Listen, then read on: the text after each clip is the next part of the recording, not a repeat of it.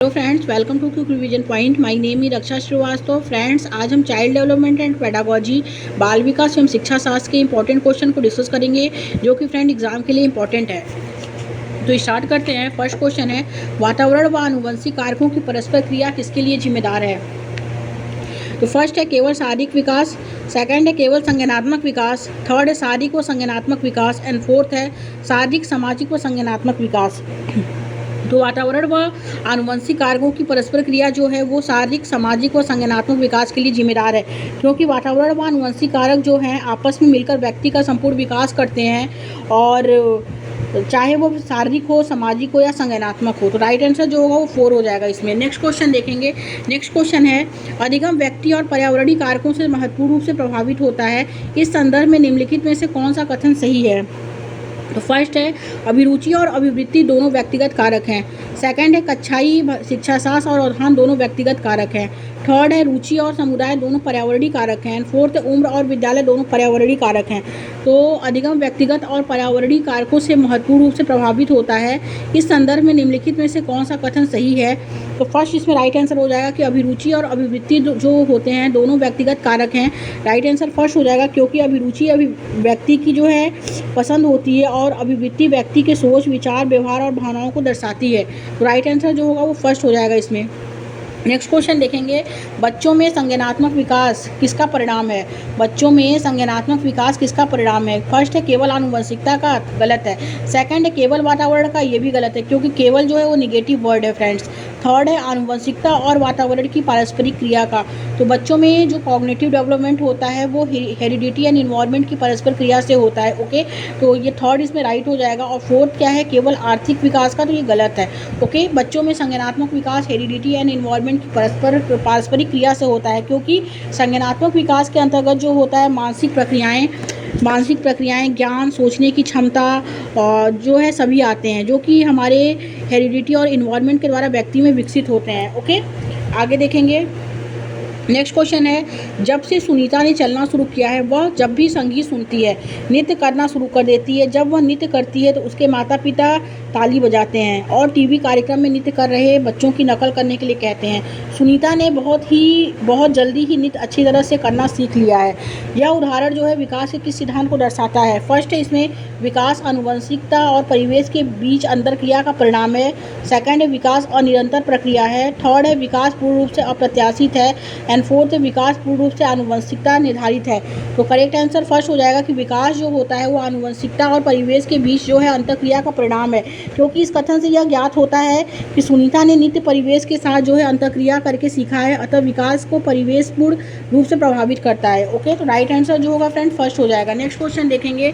Next question है, इनमें से कौन सा पूर्णतः जो है आनुवंशिकता द्वारा पूर्व निर्धारित होता है? फर्स्ट है इसमें मित्रों का चयन, सेकंड है आँखों का रंग, थर्ड है शैक्षणिक सफलता एंड फोर्थ है शिक्षा में रुचि। तो आँखों का रंग जो है वो आनुवंशिकता द्वारा पूर्व निर्धारित होता है, क्यों होता है? ओके, तो राइट आंसर जो होगा सेकंड हो जाएगा। नेक्स्ट क्वेश्चन देखेंगे, बच्चों में भाषा विकास किससे प्रभावित होता है? बच्चों में भाषा विकास जो होता है वो किससे प्रभावित होता है? तो आनुवंशिकता से, ये गलत। केवल पर्यावरण से, ये भी गलत। थर्ड है आनुवंशिकता और पर्यावरण दोनों से, और ना आनुवंशिकता से ना पर्यावरण से। तो बच्चों में भाषा विकास जो होता है वो आनुवंशिकता और पर्यावरण दोनों से होता है। राइट आंसर थर्ड हो जाएगा, क्योंकि बच्चे जो होते हैं भाषा कौशल को अपने माता पिता से अर्जित करते हैं और समाज में अंतःक्रिया या इंटरेक्शन द्वारा ही उसको सीखते हैं। ओके, तो करेक्ट आंसर जो होगा फ्रेंड वो हो जाएगा थर्ड, हेरिडिटी एंड इन्वायरमेंट दोनों से। ओके, राइट आंसर थर्ड हो जाएगा। आगे देखते हैं नेक्स्ट क्वेश्चन क्या है। नेक्स्ट क्वेश्चन है, शारीरिक लक्षण जो होते हैं जैसे आँख का रंग, ऊंचाई, बालों का रंग, फर्स्ट है मुख्यतः पर्यावरणीय कारक द्वारा सुनिश्चित होते हैं। सेकंड है वंशानुगत होते हैं। एंड थर्ड है सांस्कृतिक कारक द्वारा सुनिश्चित होते हैं। एंड फोर्थ है आनुवंशिकता और पर्यावरण के बीच अंतःक्रिया का परिणाम होते हैं। तो शारीरिक लक्षण जैसे आँखों का रंग, ऊंचाई, बालों का रंग जो होता है वो क्या है, वो वंशानुगत होते हैं। राइट आंसर सेकंड हो जाएगा। क्योंकि बच्चों में शारीरिक लक्षण जो होते हैं जैसे आँखों का रंग, वजन, ऊंचाई, बालों का रंग, शारीरिक स्वास्थ्य जो है सभी जो है जेनेटिक होते हैं। ओके, तो राइट आंसर जो होगा वो सेकंड हो जाएगा। नेक्स्ट क्वेश्चन देखेंगे, बाल विकास में आनुवंशिकता और परिवेश की भूमिका के संबंध में निम्नलिखित में से कौन सा कथन जो है वो सही है? फर्स्ट है परिवेश की भूमिका निश्चित होती है जबकि आनुवंशिकता के प्रभाव को बदला जा सकता है। सेकंड है आनुवंशिकता की भूमिका निश्चित होती है जबकि परिवेशीय कारकों का प्रभाव न्यूनतम होता है। एंड थर्ड है इसमें आनुवंशिकता और परिवेश दोनों की भूमिका निश्चित होती है और इसे बदला जा सकता है। एंड फोर्थ है विकास के विभिन्न क्षेत्रों में आनुवंशिकता और परिवेश के सापेक्ष प्रभाव अलग अलग होते हैं। तो विकास के विभिन्न क्षेत्रों में हेरिडिटी और जो इन्वायरमेंट है के सापेक्ष के प्रभाव हेरिडिटी और परिवेश के सापेक्ष के प्रभाव जो होते हैं वो अलग अलग होते हैं। क्यों अलग अलग होते हैं? क्योंकि आनुवंशिक बच्चों को शारीरिक, मानसिक और पर्सनली रूप से प्रभावित करती है और परिवेश जैसे समाज हुआ, स्कूल हुआ, मीडिया, ये सब क्या है, ये सब बच्चों को क्या करते हैं, प्रभावित करते हैं। ओके, तो राइट आंसर जो होगा फ्रेंड वो 4 हो जाएगा। नेक्स्ट क्वेश्चन देखेंगे कि अभिकथन ए है कि बच्चे जो होते हैं भाषा को सीखने के लिए आनुवंशिक रूप से प्रभावित होते हैं एवं पर्यावरण इसमें कोई भूमिका नहीं निभाता है। और कारण आर है कि भाषाई विकास जो होता है केवल आनुवंशिकता का ही उत्पाद है। तो जो बच्चे होते हैं भाषा को सीखने के लिए आनुवंशिक रूप से प्रभावित होते हैं एवं पर्यावरण इसमें कोई भूमिका नहीं निभाता है, तो ये गलत है। क्योंकि बच्चे के भाषा सीखने के लिए हेरिडिटी एंड इन्वायरमेंट जो है दोनों की भूमिका होती है। ओके, पहला गलत है। सेकंड क्या है, भाषाई विकास केवल आनुवंशिकता का ही उत्पाद है, तो ये भी गलत है। भाषाई विकास जो होता है केवल जो है निगेटिव वर्ड है, केवल बस हेरिडिटी का उत्पाद नहीं है। भाषाई विकास जो होता है वो हेरिडिटी और इन्वायरमेंट दोनों का उत्पाद होता है, तो ये गलत है। क्योंकि केवल है तो केवल निगेटिव वर्ड है, तो इसमें दोनों गलत है। ओके, तो राइट आंसर जो होगा फ्रेंड 4 हो जाएगा। ए और आर इसमें दोनों गलत है, क्योंकि बच्चों में भाषा के विकास को पर्यावरण और आनुवंशिकता जो है दोनों प्रभावित करते हैं। ओके, अकेले पर्यावरण ही नहीं प्रभावित करेगा ना अकेले आनुवंशिकता प्रभावित करेगा, दोनों करेंगे। पर्यावरण और आनुवंशिकता जो है बच्चे के भाषा के विकास को प्रभावित करते हैं। राइट आंसर जो होगा उसमें 4 हो जाएगा, इसमें दोनों गलत है। ओके, नेक्स्ट क्वेश्चन देखेंगे। नेक्स्ट क्वेश्चन क्या है, निम्न में से कौन से कारक जो होते हैं बच्चे के संपूर्ण विकास के लिए जिम्मेदार हैं? फर्स्ट है आनुवंशिकता, सेकंड है भौतिक वातावरण और थर्ड है इसमें सामाजिक परिवेश। तो पहला, दूसरा, तीसरा इसमें राइट हो जाएगा। ओके, क्यों? क्योंकि बच्चों का विकास जो होता है हेरिडिटी एंड इन्वायरमेंट एंड वातावरण के बीच अंतःक्रिया का क्या है, इसमें परिणाम है। ओके, तो करेक्ट आंसर जो होगा फ्रेंड वो हो जाएगा 4। नेक्स्ट क्वेश्चन देखेंगे, एक बच्चे के शारीरिक विकास की दिशा पूरी तरह से उसके जन्म के समय निश्चित हो जाती है। बिल्कुल ये गलत है कि एक बच्चे के शारीरिक विकास की दिशा जो होती है पूरी तरह से उसके जन्म के समय निश्चित हो जाती है, तो ये गलत है। और तर्क आर है कि केवल आनुवंशिकता ही ऐसा एकमात्र कारक है जो बच्चे के विकास के लिए उत्तरदायी है, तो ये भी गलत है। केवल आनुवंशिकता जो है फ्रेंड वो एकमात्र कारक नहीं है। ओके, आनुवंशिकता और पर्यावरण दोनों एकमात्र कारक होते हैं, जो दोनों कारक होते हैं जो बच्चों के विकास के लिए क्या होते हैं, उत्तरदायी होते हैं, तो इसमें दोनों गलत है। क्यों?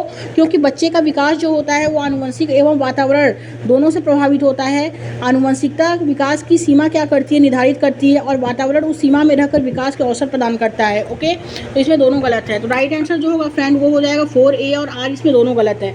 नेक्स्ट क्वेश्चन देखेंगे, ए है इसमें बच्चों के विकासात्मक प्रतिमान की उपलब्धि में देरी के लिए सीधे आनुवंशिकता को जिम्मेदार ठहराया जाता है, तो ये गलत है। तो कि बच्चों के विकासात्मक प्रतिमान की उपलब्धि में देरी के लिए सीधे आनुवंशिकता को जिम्मेदार ठहराया जाता है। फ्रेंड क्वेश्चन एक ही है, बस घुमा फिरा के क्वेश्चन वही पूछ रहा है कि बच्चों के विकासात्मक प्रतिमान की उपलब्धि में देरी के लिए सीधे आनुवंशिकता को जिम्मेदार ठहराया जाता है, तो ये गलत है। आनुवंशिकता और पर्यावरण दोनों को जिम्मेदार माना जाता है इसमें। ओके, तो ये गलत। सेकंड क्या है, पर्यावरणीय कारक विकास में कोई भूमिका नहीं निभाते हैं, तो ये भी गलत है कि पर्यावरणीय कारक जो होते हैं विकास में भूमिका ही नहीं निभाते हैं, तो ये गलत है। तो ए और आर इसमें दोनों गलत है। क्यों? ओके, तो राइट आंसर जो होगा फ्रेंड वो 4 हो जाएगा। आगे देखेंगे नेक्स्ट क्वेश्चन क्या है। नेक्स्ट क्वेश्चन है कि प्रत्येक बच्चे के विकास की दर कैसी होती है। फर्स्ट है इसमें गर्भाधारण के समय निर्धारित हो जाती है और पर्यावरण इससे ज़्यादा भूमिका नहीं निभाती है।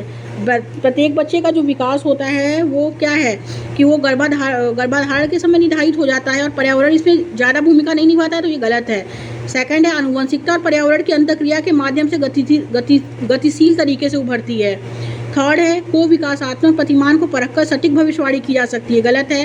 थर्ड है कि बिल्कुल नहीं किया, ये भी गलत है। तो फ्रेंड प्रत्येक बच्चे के विकास की दर जो होती है वो हेरिडिटी एंड इन्वायरमेंट के कोरिलेशन के माध्यम से गतिशील तरीके से क्या है उभरती है। ओके, राइट आंसर इसमें सेकंड हो जाएगा। नेक्स्ट क्वेश्चन देखेंगे, निम्नलिखित में से कौन सा कारक जो है भौतिक एवं सामाजिक दुनिया की जटिल शक्तियों को संबोधित करता है। जो किसी बालक के अनुभवों को उसके विकास के दौरान प्रभावित करते हैं। तो फर्स्ट है इसमें प्रकृति, सेकंड है आनुवंशिकता, थर्ड है लालन पालन एंड फोर्थ है क्रोमोजोम्स। तो इसमें राइट आंसर थर्ड हो जाएगा फ्रेंड, लालन पालन, क्योंकि पालन पोषण जो होता है वो वातावरणीय कारक है और इसमें जो होते हैं भौतिक, सामाजिक, नैतिक आदि सभी कारक क्या होते हैं, संबंधित होते हैं। तो राइट आंसर होगा फ्रेंड थर्ड हो जाएगा, लालन पालन। ओके, नेक्स्ट क्वेश्चन देखेंगे फ्रेंड, निम्नलिखित में से कौन सी प्रकृति व गुण पूर्णतः आनुवंशिक हैं? फर्स्ट है आँखों का रंग और सेकंड है बुद्धि, थर्ड है नैतिक विकास एंड फोर्थ है सामाजिक कौशल। तो जो है इसमें राइट आंसर फर्स्ट हो जाएगा कि आँखों का रंग। आँखों का रंग जो होता है बच्चों को आनुवंशिकता द्वारा प्राप्त होता है। और क्या पूछा है, निम्नलिखित में से कौन सी प्रवृत्ति और गुण जो है पूर्णतः आनुवंशिक हैं?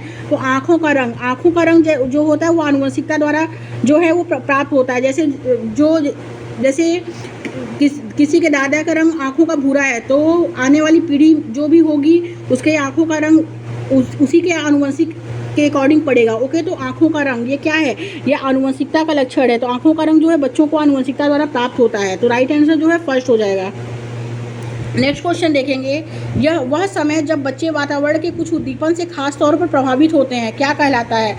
वह समय जब बच्चे वातावरण के कुछ उद्दीपन से खास तौर पर प्रभावित होते हैं क्या कहलाता है? वो कहलाता है संवेदनशील काल कहलाता है। राइट आंसर फर्स्ट हो जाएगा, क्योंकि संवेदनशील अवस्था में बच्चा जो होता है वातावरण के प्रति विशेष रूप से संवेदनशील होता है। इसे विशिष्ट अवधि अर्थात जन्म से 6 वर्ष की अवधि है।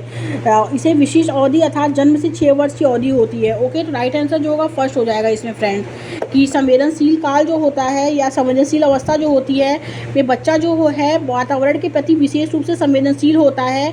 इसे विशिष्ट अवधि अर्थात जन्म के से 6 वर्ष की अवधि कहते हैं। ओके, तो करेक्ट आंसर जो होगा फ्रेंड वो हो जाएगा फर्स्ट, संवेदनशील काल। Thank you friends.